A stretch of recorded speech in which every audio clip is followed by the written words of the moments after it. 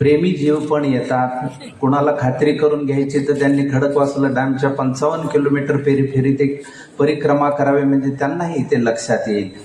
तर मुळात काम सुरू केलेलं आहे, पाण्याविषयीचं काम आहे, पण मूळ प्रश्न असा आहे की या देशामध्ये राहणाऱ्या शेतकरी बांधवाला न्याय मिळणं ही त्यातली सगळ्यात महत्वाची गरज आहे. आज एवढं काम करत असताना सुद्धा विदर्भामध्ये शेतकऱ्याला जर आपली किडनी विकावी लागत असेल कर्जापोटी आणि कांद्याच्या दराला जर मार्केट मिळत नसेल शेतकऱ्याला, तर त्याच्यासारखं दुर्दैवी गोष्ट नाही.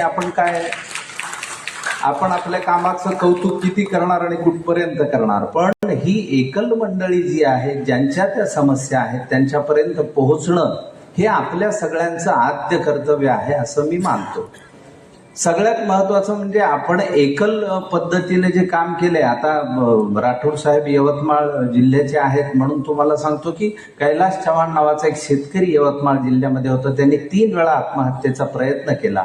त्यावेळी नाम फाउंडेशनच्या आमच्या वतीने हरीश इथापेंनी भेट घेऊन तिथे कैलासला सांगितलं की 3 वेळा तुझा अर्ज जर वर नाकारला असेल तर तू इथेच राहावा अशी देवाचीच इच्छा असेल. म्हणून त्याला काही शेळ्या आणि त्या वर्षीचं बियाणं आणि आम्ही पेरणीसाठीचं साहित्य दिलं. आज त्याच्याकडे 50 पेक्षा जास्त शेळ्या आहेत आणि तो अतिशय चांगला शेतकरी आहे. यवतमाळ जिल्ह्यामधल्याच मंदाताई राऊत आहेत, ज्यांना आम्ही सुरुवातीच्या कालखंडात काय करायचं म्हणून नानाजींनी असं ठरवलं होतं की आपल्याकडचे पैसे आपण काही वाटूया, आणि मग ते पैसे देत असताना मंदाताई राऊतने एक छोटंसं दुकान काढलं आणि त्या दुकानात गंमत अशी होती की मंदाताईला गणितच येत नाही, तर खड्यांच्या साह्याने मंदाताई त्याचा हिशोब करायचा, म्हणजे किती पैसे घ्यायचे खडे ठेवले होते त्यांनी. आज त्यांना दुकानदार म्हणून तिथे ओळख आहे. ही यवतमाळ जिल्ह्यामधलीच घटना आहे. महत्वाच्या गोष्टी सांगायच्या जेव्हा सामूहिक प्रयत्न होतात त्यावेळी त्याचं रूप मोठं होतं. लोकसहभाग हा खूप महत्वाचा आहे.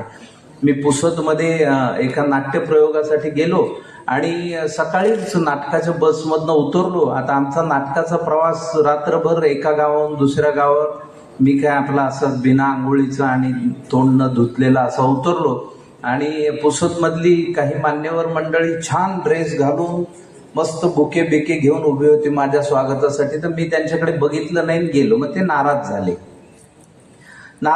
तर मग मी माझं आवरल्यानंतर त्यांना सांगितलं एका मित्राला की अरे त्यांना परत बोलव. मग ते आले. तर त्यांना मी म्हणलं तुम्ही नाराज होऊ नका. काय झालं म्हणलं, मला पहाटे जाग आली त्या पुसदमधनं येताना आणि ती पूस नदीची अवस्था पाहिली.